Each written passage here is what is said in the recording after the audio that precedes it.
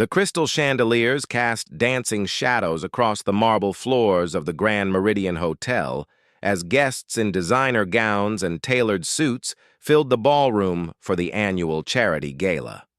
Captain Sarah Chen stood near the refreshment table. In her simple navy dress, feeling the weight of curious stares from every direction. She had flown in from her base just 6 hours ago, her flight landing at 3:30 p.m., barely giving her time to change before her husband insisted she attend this important evening with him. Her calloused hands, scarred from years of handling, military equipment and leading troops through desert storms, felt out of place wrapped around the delicate champagne flute. Before we begin, tell us in the comments where in the world you're watching from. Across the room, her husband Marcus stood surrounded by business associates, his tall frame commanding attention as always. He had built his technology empire from nothing, and tonight he was announcing a $50 million donation to veterans' causes. Sarah felt proud watching him, remembering the struggling college student she had married 15 years ago before her military career had taken her to 5 deployments across 3 continents. She didn't notice the 3 women approaching her until their perfume announced their presence. "So you're the famous wife," the tallest one said, her lips curling into a smile that never reached her eyes. Her name tag read Victoria Ashworth, and her diamond necklace probably cost more than Sarah's annual salary. "Marcus talks about you. Constantly, though I must admit, you're not quite what we expected."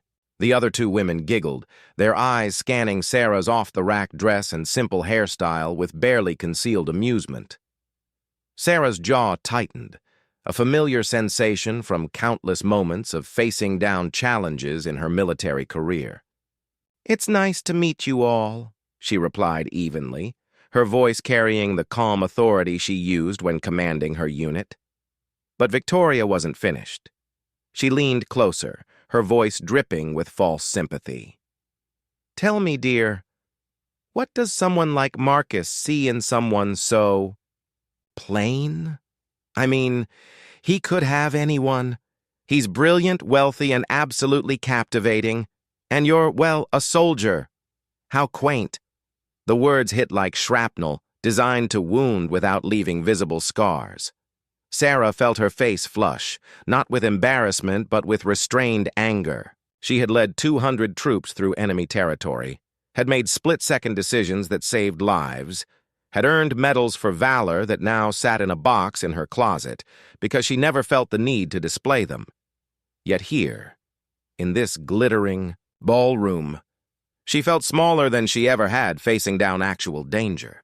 "I suppose war zones don't teach you much about fashion or sophistication," another woman added, examining her manicured nails. "Marcus must get so bored when you're around. Nothing interesting to talk about, I'd imagine. Unless discussing ammunition counts over dinner is thrilling these days." Their laughter felt like knives, sharp and precise, cutting deeper with each word.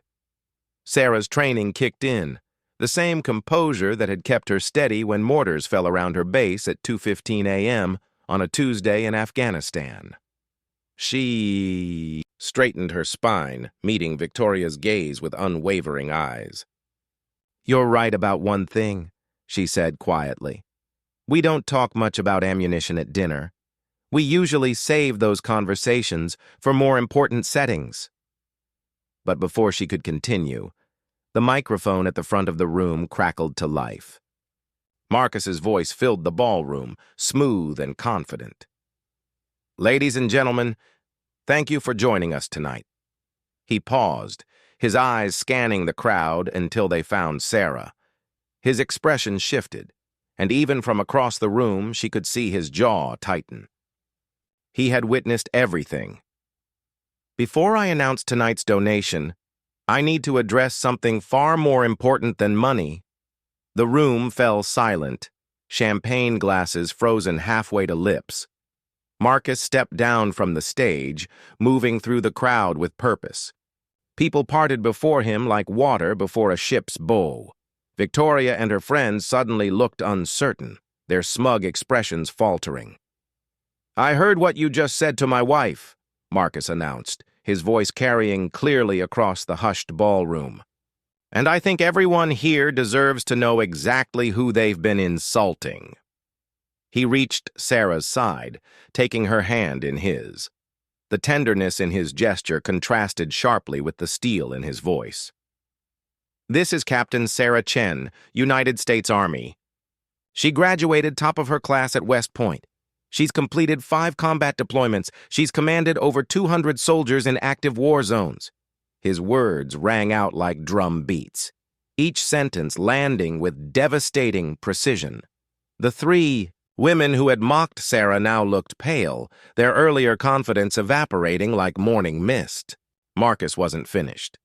He turned to address the entire room, his businessman's instinct for commanding attention in full force.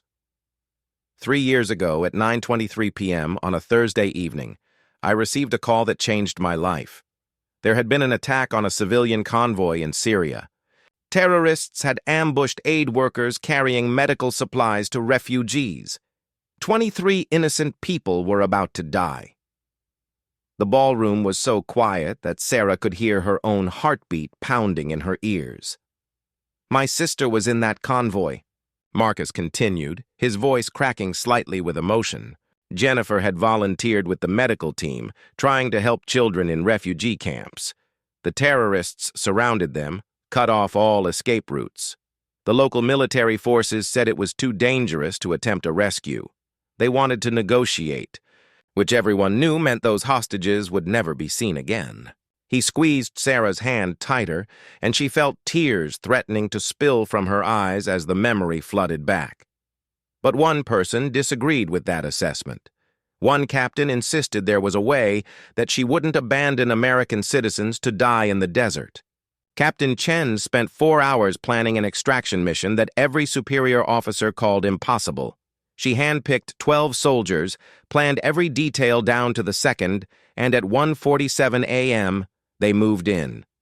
Marcus's voice grew stronger, filled with pride. They faced enemy fire from 3 directions.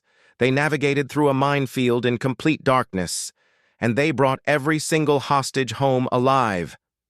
The silence in the ballroom felt heavy, charged with electricity.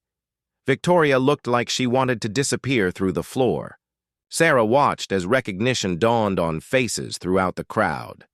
Several people pulled out their phones, likely searching for news stories about the rescue that had made international headlines 3 years ago. "My sister is alive today because this woman refused to give up," Marcus said, gesturing toward Sarah. "She's alive because Captain Chen has more courage in her little finger than most people have in their entire bodies." He turned back to Victoria and her friends, his expression cold enough to freeze fire. "You stand here in your designer dresses, sipping champagne that costs more than most people earn in a week, and you dare to mock a genuine hero? You judge her dress while she wears scars from defending your freedom? You question her sophistication while she's fluent in 4 languages and holds 2 master's degrees earned between deployments?" The women couldn't meet his eyes, their faces burning with shame. "Here's what you don't understand," Marcus continued, his voice softening as he looked at Sarah. "Every morning, I wake up next to the strongest person I've ever met. She's seen humanity at its worst and still chooses compassion. She's held dying, soldiers in her arms, and still finds reasons to smile. She's made decisions that would break most people, and she still has the gentleness to listen to my problems about board meetings and quarterly earnings." His eyes shone with unshed tears. "You're right that I could have anyone, and I chose her every single day because she's extraordinary." The ballroom erupted in applause, thunderous and sustained. People stood from their tables, some wiping tears from their eyes. Sarah felt the weight that had pressed on her chest lift, replaced by overwhelming love for the man standing beside her. Victoria and her friends slipped away into the crowd, their earlier cruelty transformed into profound embarrassment. An older gentleman in a military dress uniform approached, medals gleaming on his chest, and saluted Sarah with deep respect. Others followed, forming a line of people wanting to shake her hand, thank her for her service, apologize for not recognizing her sacrifice sooner. As the evening wound down and guests began departing, Marcus and Sarah stood on the hotel balcony overlooking the city lights. The cool breeze carried the sounds of traffic and distant music. "You didn't have to do that," Sarah said softly, leaning against his shoulder. "I've handled worse than petty insults." Marcus pulled her closer, pressing a kiss to her temple. "I know you have. But you shouldn't have to. Not here. Not anywhere." Those women needed to understand exactly how wrong they were. Sarah smiled, feeling peaceful for the first time that evening. Somewhere across the city, her unit was preparing for another deployment in 2 weeks. She would join them, leading from the front as always, carrying the weight of responsibility and honor that came with the uniform.